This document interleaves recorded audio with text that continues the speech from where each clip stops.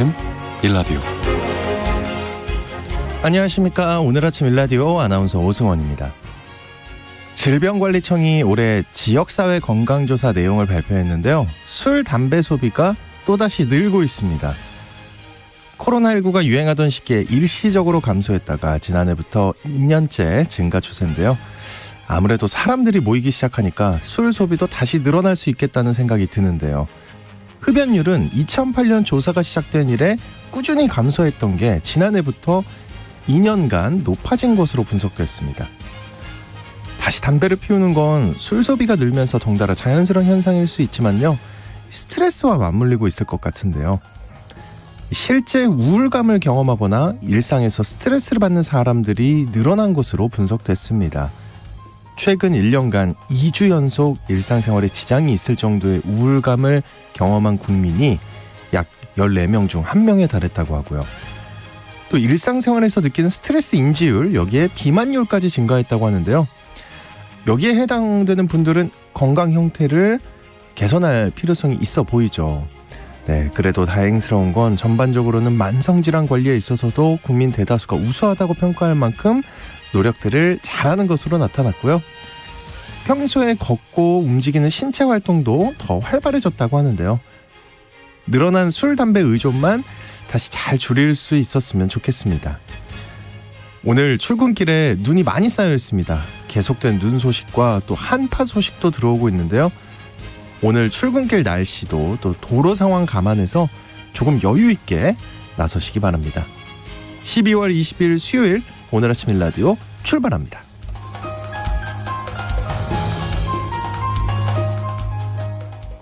오늘 아침 일라디오 이 시간은 물론 KBS 일라디오의 모든 프로그램은 유튜브 KBS 일라디오 공식 채널이나 모바일 콩 어플리케이션을 통해 실시간으로 함께 하실 수 있습니다. KBS 일라디오 채널 구독과 좋아요, 댓글 많이 부탁드립니다. 자, 수요일 시간에는 농수산 뉴스 모아서 전해드리고요. 마케팅 아이디어 업 시간에는 달라진 연말 분위기와 마케팅에 대해 살펴보고요. 또 장수직업 시간에는요. 이 취업 시장에서 새로운 스펙으로 떠오르고 있는 MBTI에 대해서 알아보겠습니다. 이게 스펙입니까? 저는 놀라운데. 자, 청취자 여러분들 참여하실 수 있는 오늘 퀴즈 드립니다. 밤새 서울을 비롯한 곳곳에 눈이 내렸는데요. 눈도 여러 가지 종류가 있죠. 우리 속담에는 한방눈이 내리면 따뜻하고 가루눈, 쌀랑눈이 내리면 추워질 징조라는 말이 있는데요. 눈과 비가 섞여서 내리는 것도 있죠. 네, 비가 섞여서 내리는 눈, 이거를 4글자로 뭐라고 할까요? 서울은 어제 낮부터 이게 내리다가 밤이 되면서 눈으로 쌓였는데요. 4글자의 눈입니다. 4글자의 눈. 네, 네, 정답들이 속속 올라오고 있는데 진짜 어렵다고 저는 생각했는데 잘 맞히시네요. 네, 추첨을 통해서 농촌진흥청에서 제공하는 웰빙 혼합 작곡 세트를 한 분께, 향긋한 커피를 드실 수 있는 모바일 커피 쿠폰을 4분께 드리겠습니다. 방송에 참여하실 분들은 단문 50원, 장문 100원이 드는 유료 문자 샵 9730으로 보내주시기 바랍니다. 유익한 정보와 살아있는 이야기가 있습니다. KBS 오늘 아침 일라디오. 농수산 뉴스 시간입니다. 농림축산식품부 해양수산부 장관 후보자 인사청문회 소식 살펴보겠습니다. 농어민신문의 이진우 기자님 연결하겠습니다. 안녕하십니까? 네, 안녕하십니까? 네, 어제 그제 성미령 농림축산식품부 장관 후보자와 강도형 해양수산부 장관 후보자에 대한 인사청문회가 열렸죠? 그렇습니다. 국회 농림축산식품해양수산위원회가 18일에는 송미령 농식품부 장관 후보자, 그리고 19일에는 강도영 해양수산부 장관 후보자를 대상으로 인사청문회를 열었는데요. 언론을 통해서 이미 송 후보자 같은 경우는 논문 표절이나 불법 정여, 그리고 또 농정 철학에 대한 서면 답변에서 현 정황근 장관이 후보 시절 내놨던 답변을 그대로 베꼈다 등의 지적이 있었고요. 또 강도영 후보자는 음주운전, 폭력 사건 등에 대한 지적이 나왔는데요. 이 내용들을 많이 들으셨을 테니까 오늘은 정책과 관련된 주요 인사청문 내용을 중심으로 좀 전해드리도록 하겠습니다. 네. 그 농식품부 같은 경우에는 지금도 쌀 수급과 관련한 양곡법 개정이 이슈라서 청문회에서도 이에 대한 질의가 있었다고요. 그렇습니다. 이 대통령의 거부권 행사 이후에 더불어민주당이 다시 추진하고 있는 양곡관리법 개정안 이와 관련해가지고 정책 질의가 집중이 됐는데요. 민주당이 추진하고 있는 새로운 양곡관리법 개정안은 쌀 가격의 불안전성을 해소해서 일정 수준의 농가 소득을 유지하는 것을 목적으로 이렇게 해서 가격 안정제를 도입하자는 게 골자입니다. 하지만 송 후보자는 가격 안정제 도입에 대해서 선을 그으면서 선제적 수급 관리에 주력하겠다는 입장을 밝혔는데요. 현 정부와 여당이 국민의힘 여기와 같은 입장을 견지했다 이렇게 보시면 될 것 같습니다. 네. 쌀 수급의 대안으로 정황근 장관이 중점적으로 추진한 게 바로 가루쌀 육성 정책인데 이것도 그러면 계속해서 연속해서 추진하겠다는 입장이겠네요. 그렇습니다. 가루쌀 육성 정책에 대해서는 재검토 주문이 많았는데요. 송 후보자는 지속적으로 추진하겠다 이런 입장을 내놨습니다.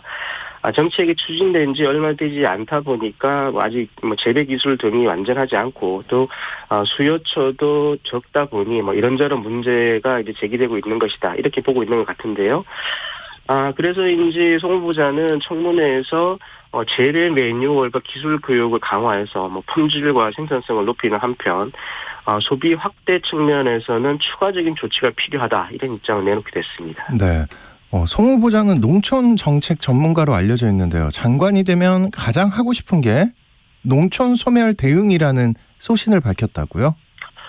그렇습니다. 장관으로서 가장 하고 싶은 일로 농촌 소멸 대응을 꼽았는데요. 송 후보자의 말을 이었습니다. 이게 농업과 농촌을 분리하는 기존의 접근법에서 벗어나서 공간을 중심으로 놓고 통합적인 관점에서 농촌을 국민이 살고 일하고 쉴 수 있는 가치 있는 공간으로 바꾸겠다 이렇게 소신을 밝힌 건데요.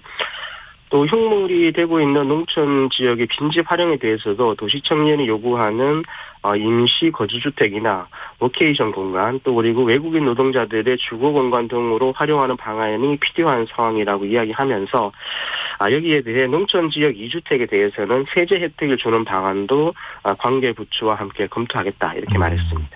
네, 또 강도영 해수부 장관 후보자 청문회에서는 어떤 내용이 주로 다뤄졌을까요? 이 후쿠시마 원전 오염수 방류에 대한 입장을 묻는 질의가 있었고요. 그리고 또 수산 자원 감소에 대한 대책을 묻는 질의가 있었습니다. 먼저 후쿠시마 원전 오염수 내용을 좀 전해드리면 이 강 후보자가 올 2월에 한 언론사 기고에서 후쿠시마 원전 오염수 방류에 대한 입장으로 이 안전성 검증을 철저히 해야 한다 이런 입장을 내놓은 바 있었는데요. 그 후 몇 달 후에 우리 정부의 후쿠시마 원전 오염수 안전성 홍보 영상에 참여했다. 이게 이제 빌미가 되면서 왜 입장을 바꾸게 된 거냐 이렇게 지적이 나온 겁니다. 그 우리 국민들로서는 여전히 민감한 문제일 수밖에 없는 사안이잖아요. 어떤 입장을 내놨을까요? 네, 강 후보자는 당시에 초기에는 이제 원전 오염수 방류가 시작된다는 이야기가 나오면서 국민들이 굉장히 불안해하는 상황이었다고 말을 했고요. 네. 그 이후에 이제 국제원자력 기구 IAEA의 자료 검토 결과에서 큰 문제가 없는 것으로 밝혀졌었기 때문에 안전성 홍보 영상에 참여했다고 했습니다. 그리고 또 지금 방류가 지금 이미 시작된 시점에서는 지속적으로 추적하고 검증해야 할 시기다 이렇게 입장을 내놓게 됐습니다. 네. 이 시간을 통해서도 올해 오징어 어획량이 급격히 감소하면서 어민들이 아예 출어를 포기하는 사태까지 발생하고 있다는 소식 전해드렸는데요. 이런 수산자원 감소에 대한 입장은 어땠을까요? 이게 중국 어선의 싹쓸이식 불법 조업하고 그리고 또 기후변화에 따른 서식 환경의 변화 이게 원인으로 지목이 되어 왔는데요. 이와 같은 계에서 기후 변화에 의해서 오징어의 이동 경로 등이 많이 바뀌고 있는 것을 보인다는 입장이었고요. 또 중국 어선의 불법 조업과 관련해서는 외교적인 방법을 동원해서 중국 측에 문제를 제기하는 동시에 안보상으로 문제가 없다면 접경 지역에서 어로 활동을 할 수 있도록 하는 부분도 살펴보겠다 이런 답을 내놨습니다. 그런데 두 후보자 모두 이 각 부처를 이끌어갈 정도의 전문성이 있느냐 하는 문제 제기도 있었잖아요. 그렇습니다. 이게 송미령 후보자에 대해서는 이게 농림축산식품부의 정책에 보면 농촌 정책뿐만 아니라 생산에서만 이렇게 봐도 양곡 정책, 원예 식품 축산, 방역 등의 이렇게 다양한 분야가 있는데 이걸 잘 챙길 수 있겠느냐 하는 문제가 제기가 됐었고요. 또 강도영 후보자도 해운이나 항만 그리고 또 수산 분야에서의 전문성이 좀 떨어지는 거 아니냐 이런 지적이 있었습니다. 이에 대해서 송미경 후보자는 여러 정부기관에서 다양한 경험을 했다는 그리고 네. 또 강도영 후보자는 해양 바이오 분야가 해양 생태학과 생물학 그리고 수산 등을 잘 알아야 가능한 것이다. 그렇게 이야기하면서 수산 현안에 대해서도 소통을 하고 배워서 정책에 담도록 하겠다 이런 답변을 내놨는데요.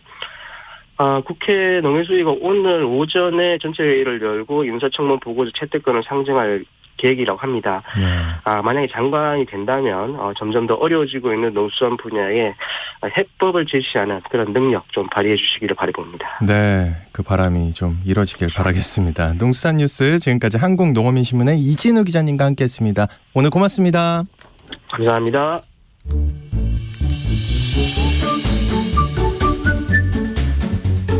아침을 여는 기분 좋은 습관. KBS 오늘 아침 1라디오.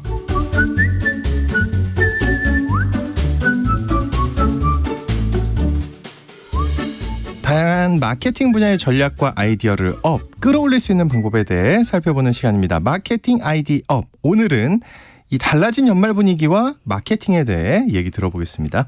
마이테이스트의 민지영 대표님과 함께하겠습니다. 안녕하십니까? 네, 안녕하세요. 네, 경제 상황이 진짜 안 좋아서 우울한 소식 많이 들려오긴 하는데 연말 분위기 느끼고 계세요? 어떻게 생각하세요? 사실 저도 네.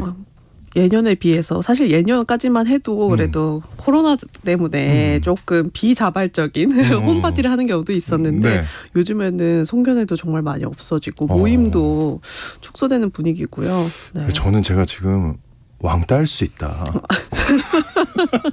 나만 빼고 다 할 수 있다. 지금 네. 나 빼고 다 하고 있는데 지금 네. 저한테만 연락이 안 올 수 있거든요. 하지만 그렇지 않습니다. 아, 그래요? 전반적인 확실해요? 걱정하니까 걱정하지 않으셔도 됩니다. 전반적인 분위기 좀 얘기해 주세요. 저 지금 되게 상처받고 있거든요. 네, 이 아닙니다. 얘기 듣고 있으면 친구들아 연락 좀 줘. 네. 다들 그렇게 생각하실 수도 있어요. 그래요? 나만 송년회를 안 하는 건가 네. 이런 생각을 하실 정도로 사실 최근에는 고물가 또 저성장 기조에 대해서 계속 이야기가 나오고 소비 심리도 위축된다는 얘기 뉴스에서 계속해서 나오는 거 들어보셨을 거예요. 네, 많이 듣죠. 예. 그래서 사실은 11월 넷째 주에 있는 블랙 프라이데이부터 뭐 크리스마스와 연말 선물을 준비한다라고 해서 그때부터 이제 연말까지 한 달까지가 이제 굉장히 이제 집중적인 이제 마케팅을 하는 대목이거든요. 그런데 블랙 프라이데이에는 매출이 반짝 오르긴 했는데 연말 연시에는 이 흐름을 타지 못하고 소비가 굉장히 위축되고 있는 상황입니다. 또 날씨까지 도와주지 않고 있잖아요. 이제 극강의 한파 오늘 때문에 특히 장난 아니랍니다. 맞아요. 가장 춥다고 하거든요. 네. 그러니까 야외 활동도 좀 덜 하게 되고 그래서 따뜻한 집에서 연말을 보내고 기분만 느껴야 되겠다. 이러는 분들이 좀 늘어나고 있어요.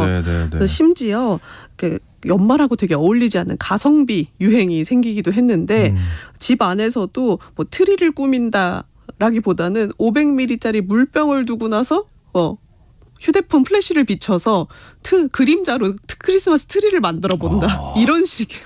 얘 그냥 안 쓰겠다 나는. 네. 이런 크리스마스 트리 물병샷이 SNS에서 지금 확산이 될 정도로 예년과 다른 소비 성향 그리고 바깥보다는 집을 선호하는 추세가 생기고 있습니다. 야, 이게 근데 되게 특이한 거라는 거죠, 대표님 말씀은. 네, 맞습니다. 기본적으로 연말에서는 지갑을 연다. 네, 그리고 구매를 굉장히 촉진하는 마케팅들도 많이 하고 사실 사람들도 마음이 좀 열리는 시즌이잖아요. 네, 나를 좀 돌아보고 나에게 선물을 주고 혹은 나의 친구들이나 지인들에게도 뭔가 베푸는 이런 연말인데. 잠깐만요. 친구들아 연락하지 마라. 네. 그냥 혼자 있을게.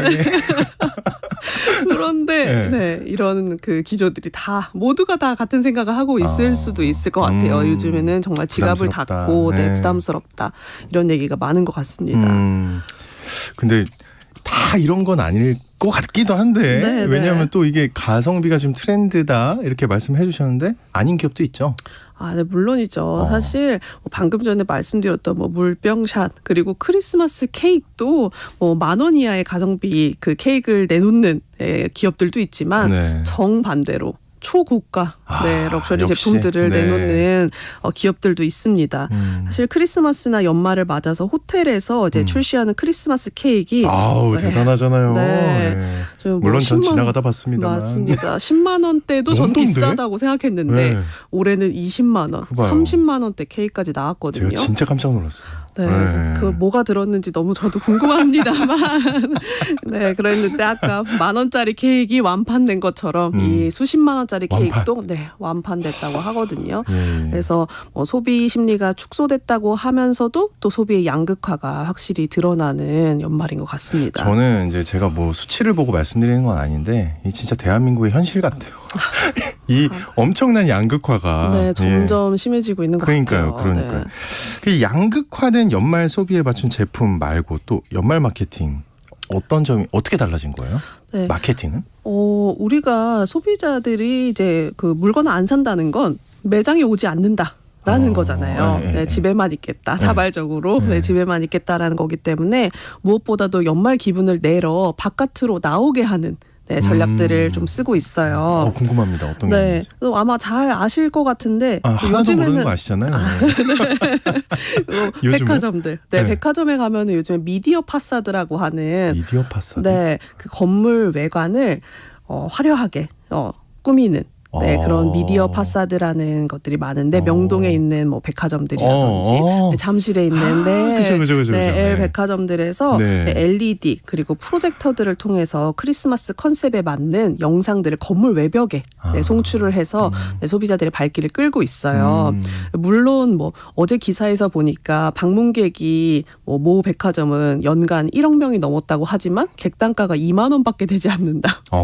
한 사람당 소비하는 금액 평균 금액이 2만 원밖에 되지 않아서 이 간격을 어떻게 줄여야 되는지 고민을 하고 있다고는 하지만 워낙 소비 심리가 위축돼 있다 보니까 그래도 소비자들이 우리 백화점 또 우리 매장에 이거라도 보러 왔으면 좋겠다라는 생각들을 하고 계시는 것 같아요. 저는 올 수 없으면 밖에서라도 보고 가세요 이런 건 줄 알았죠. 참 저다운 저만 해석이었습니다. 정말 반대되는 해석이었습니다. 저 백화점 관계자들이 얼마나 싫어할까. 저 인간 가만히 나 있지. 그렇구나. 그래도 뭐 해외에서도 이제 관광객들까지 많이 유치를 하면서 방문객이 일단 7배에서 10배까지 늘어난다고 해서 그래도 일단 발길을 끄는 데는 성공을 한 것 같아요. 성공했네요. 완전 성공했네요. 그 해외 크리스마스 마켓 컨셉을 통해서 시즌 상품을 판매하는 전략을 쓴다는데 이거 무슨 얘기예요? 역시 해외여행을 또 가지 못하는 사람들이 우리 매장에서 혹은 우리 백화점 안에서 크리스마스 기분을 느껴봐라라는 것 같고 일맥상통을 합니다. 유럽의 크리스마스 마켓들이 굉장히 유명하잖아요. 그래서 그런 컨셉들을 그대로 그 매장 안에 가지고 와서 전체를 거의 1,000평 가까이 되는 광장 전체를 유럽의 크리스마스 컨셉으로 꾸며놨다고 해요. 1,000평 정도로. 그래서 뭐 시즌 상품이나 뭐 연말 파티 관련된 상품들을 좀 진열을 해놓고 실제 구매를 기대하기도 하긴 하지만 그냥 놀러 와서 아까 말씀하신 대로 놀러 와서 해외여행을 간 것 같은 해외에서 크리스마스 분위기를 느끼는 것 같은 체험만 해도 된다라는 컨셉으로 이제 운영하고 있는 곳들도 있습니다. 그래서 경기도 인근에 한 매장을 가지고 있는 브랜드가 매년 원래는 8m 정도 되는 크기의 거대한 크리스마스 트리로만 되게 유명했거든요. 그래서 아무래도 이제 공간이 좀 넓다 보니까 이제 그 대형 트리를 놓고 뭐 고객들이 오기를 뭐 기다리고 했었는데 이제 요번에는 와서 사진만 찍는 게 아니라 근처에 농가, 꽃집 이런 그 농가들하고 제휴를 해서 그 안에서 작은 크리스마스 마켓을 연 거예요.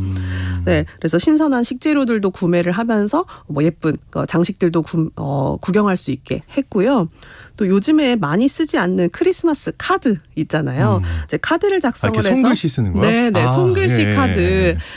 그래서 작성해서 원하는 사람에게 발송해주는 이벤트를 열었는데 굉장히 성공적이었다고 해요. 뭐 물론 필기구 업체와 협업을 해서 이벤트를 했다고 합니다. 그래서 그런 화려하게 장식된 공간을 보고만 가는 게 아니라 일단 머무는 시간, 체류 시간을 늘려서 혹시 또 구매로 연결되지 않을까 이런 기대도 했고 또 방문객이 느는 만큼 구매 효과도 어느 정도는 있었다고 하더라고요. 정말 노력 많이 하네요. 기업들.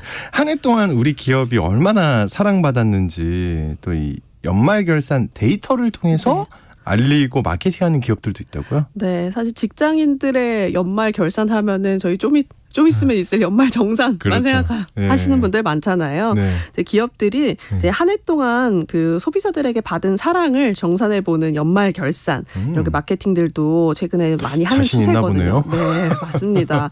놀라실 수 있어요. 2023년에 한 여행 플랫폼에서 한 해 동안 우리 서비스에 들어왔던 모든 고객의 어플리케이션 사용 시간을 더했더니 사용 시간. 네, 6,843만 시간이 나왔다고 해요.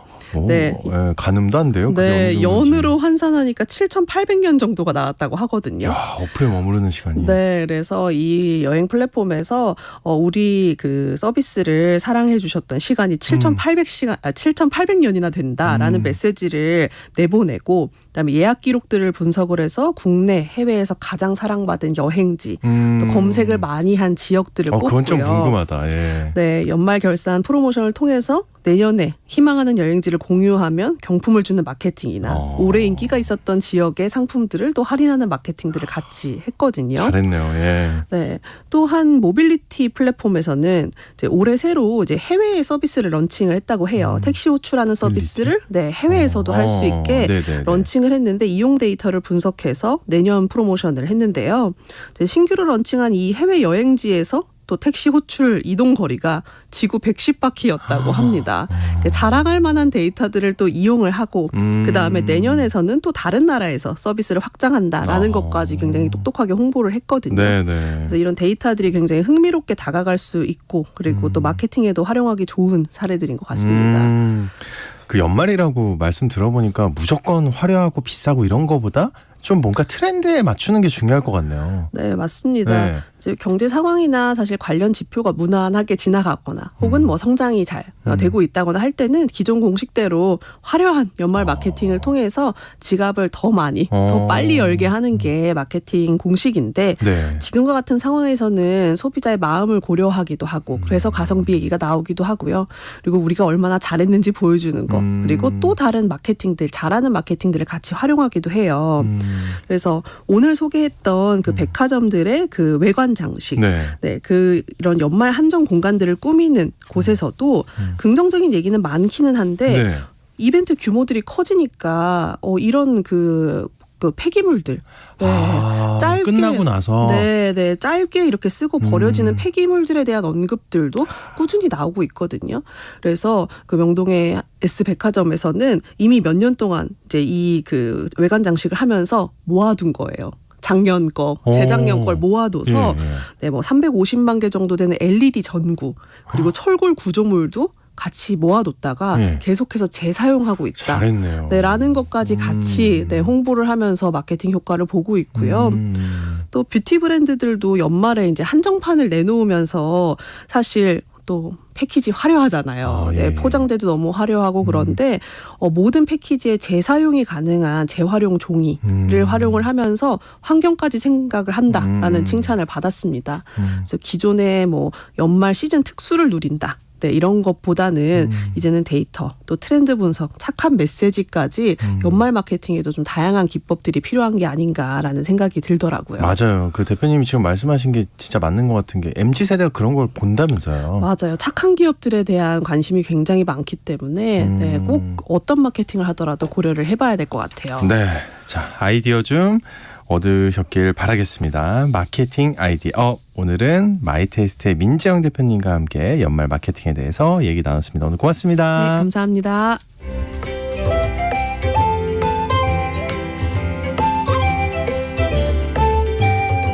상쾌한 하루의 시작. KBS 오늘 아침 1라디오.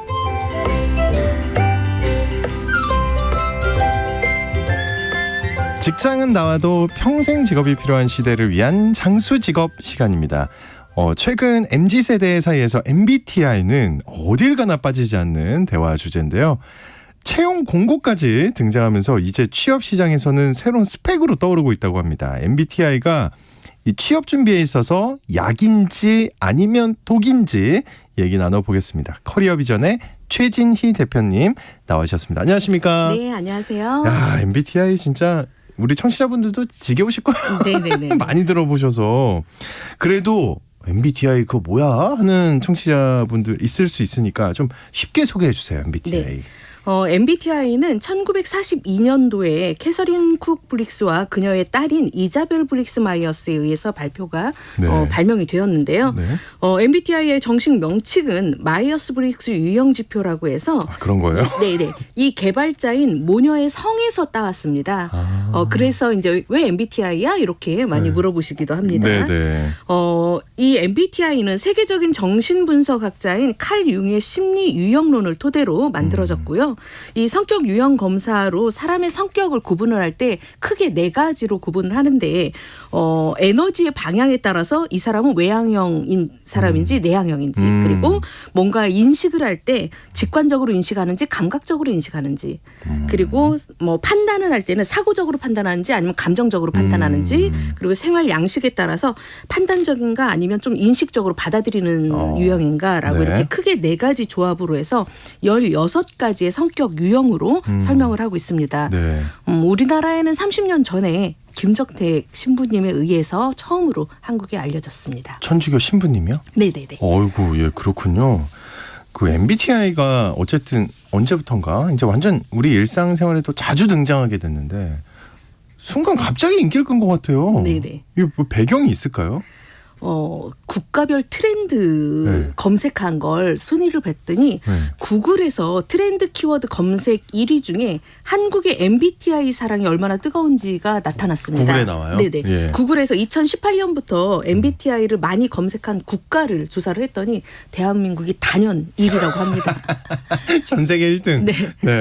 그걸 기준으로 할 때 이제 지수를 100을 평균 기준으로 네, 네, 한국이 네. 100이다라고 하면 다른 나라들은 12, 14 정도밖에 안 나온다는 거예요. 엄청 차이 나네요. 네, 엄청 한국에서 이렇게 핫하게 떠오르고 있는 거죠. 그만큼 한국인들이 이 MBTI에 대해서 되게 관심도 갖기도 하고 많이 이제 일상생활에서 쓴다라는 용어처럼 보여지고 있는데요. 사람들은 사실 자기가 어떤 사람인지 알고 싶어하는 이런 심리적 욕구가 맞아요. 있고 네.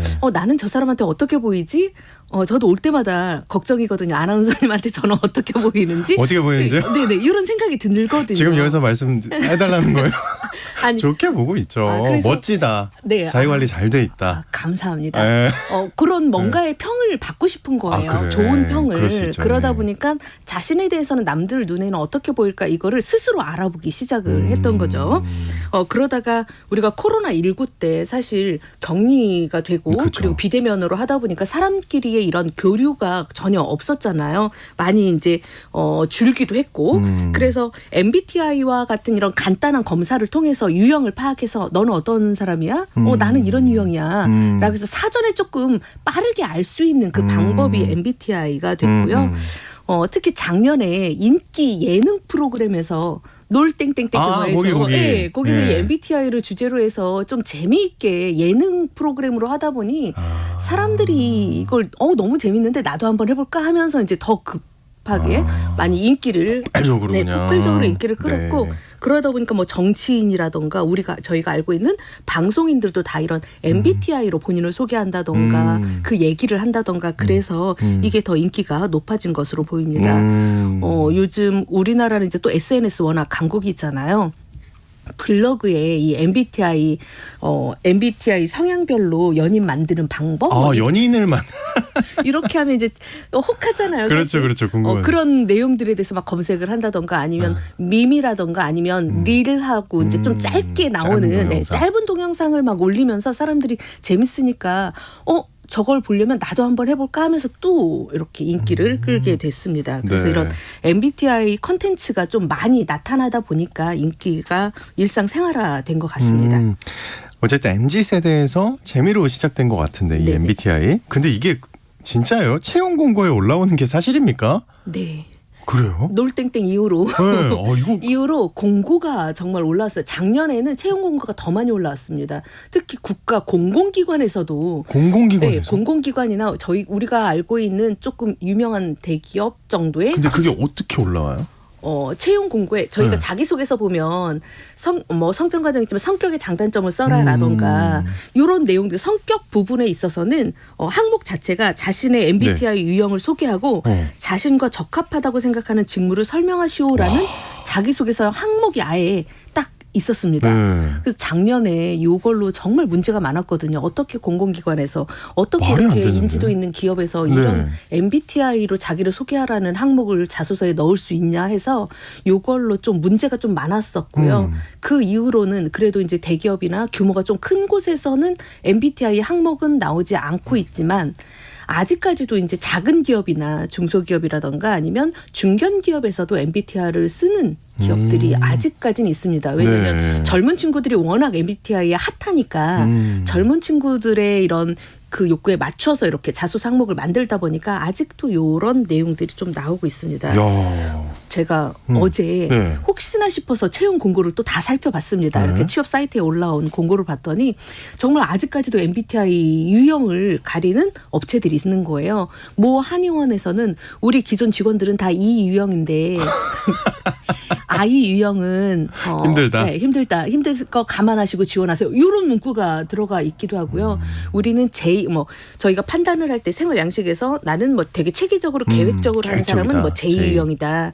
아니면 융통성 있게 받아들이고 빨리빨리 순발력 있게 뭔가를 바뀌면서 이제 일할 수 있다를 P로 이제 네. 평가를 하는데 우리는 J 유형이 필요한 사람 업체이다. 이렇게 딱 지정을 해놓은 거예요. 그러면 저 같은 경우는 P에 좀 가까운 편인데 네. 그럼 나는 지원 못하나? 이런 생각이 들었던 거죠.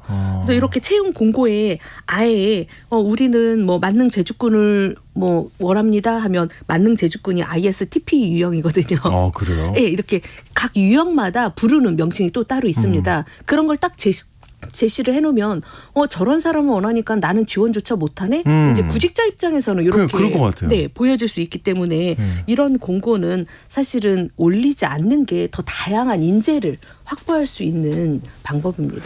문제점이 많을 것 같아요. 네네. MBTI 그렇게 올리면 그리고 저는 제일 의심스러운 게 뭐냐면 그 이제 지원 유형에 따라서 뭐만 지원하세요 이러면 지원도 못할 것 같고 네네. 첫째는 두 번째로 제가 의심스러운 건 그게 정확하지 않잖아요. 네, MBTI 맞습니다. 그 측정하는 게 인터넷으로 하는 건데 한 15분 걸리는 거잖아요. 그죠?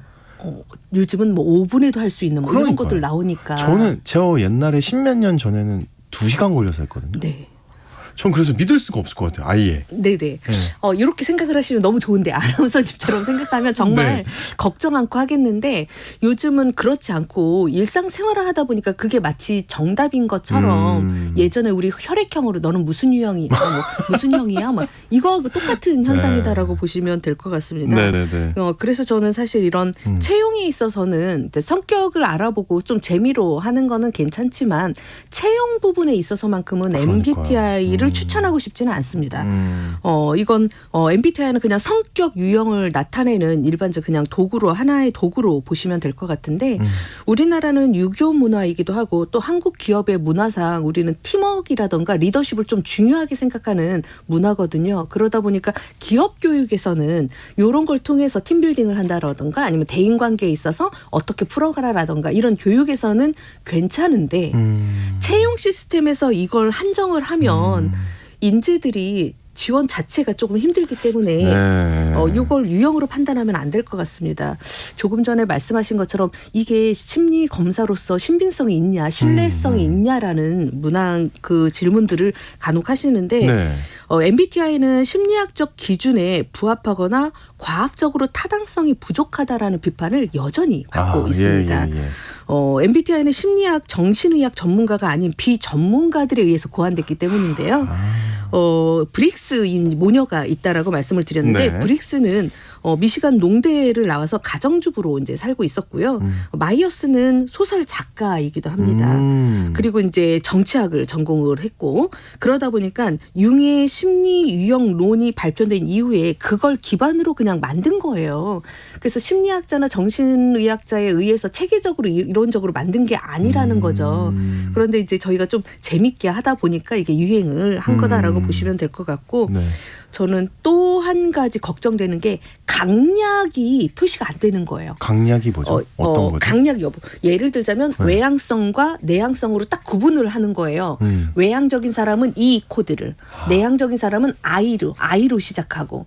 그래서 너는 뭐야? 라고 할 때 저는 I인데요. 그러면 아까 우리 기존 직원들은 다 E이기 때문에 I는 어렵습니다. 어렵다. 이렇게 하셨잖아요. 네. 사실 저 MBTI 검사하면 저는 E와 I 문항 중에 하나 차이거든요. 하나 차이로 그냥 E로 표현됐을 뿐인데 네. 어떤 교육 가면 저는 막 나서는 것도 싫고 사람들을 이렇게 낯을 좀 많이 가리는 편이라 교육 맨 끝에서 조용히 교육만 받다 오거든요. 네. 근데 제가 하는 일을 보고 사람들은 저 사람 되게 무조건 외향적이야. 이가 강할 거다. 그렇지 않다라는 거죠. 저도 I예요.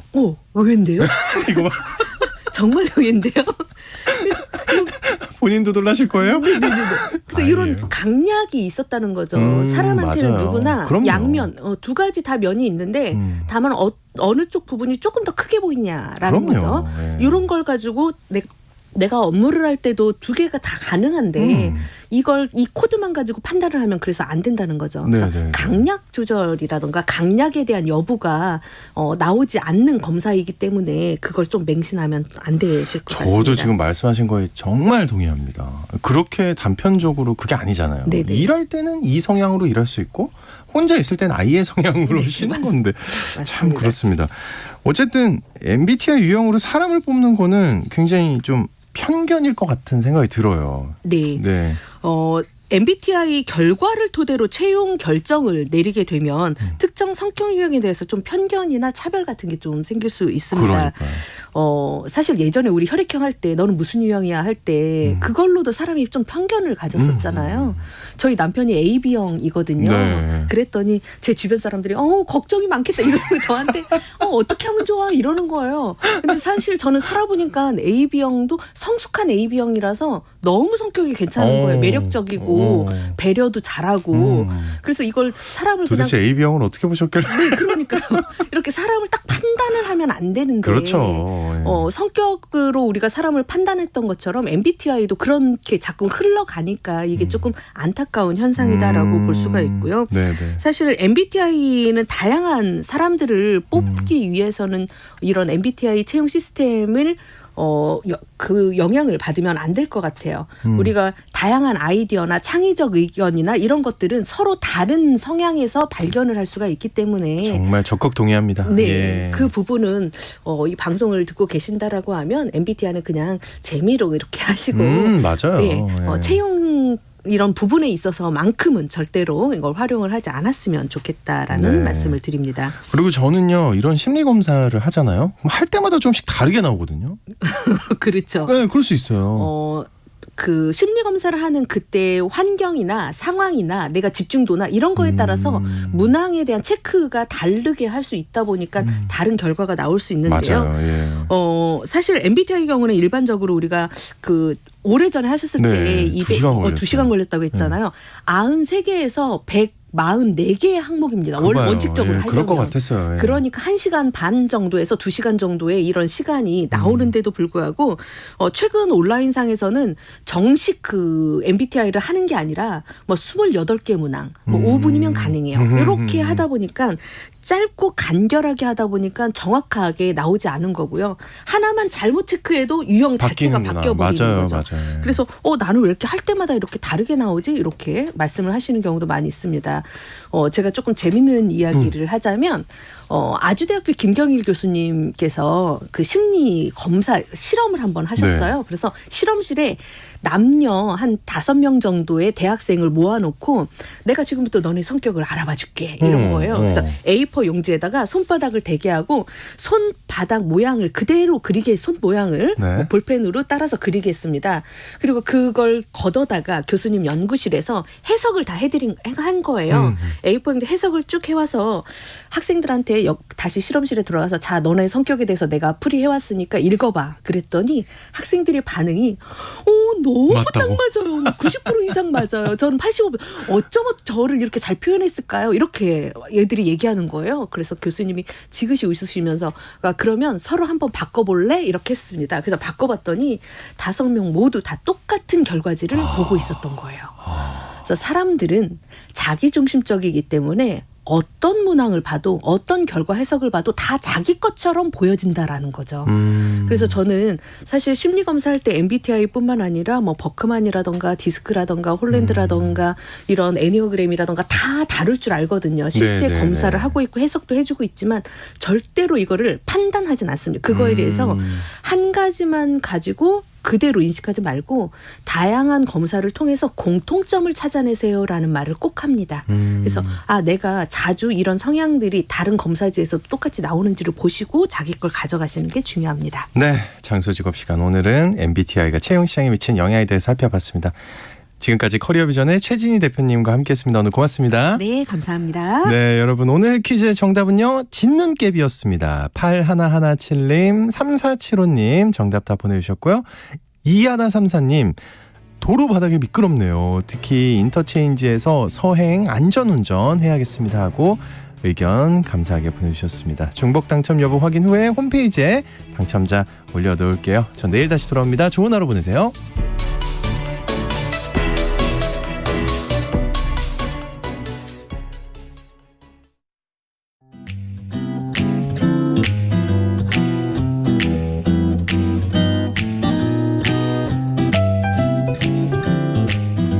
안녕하세요.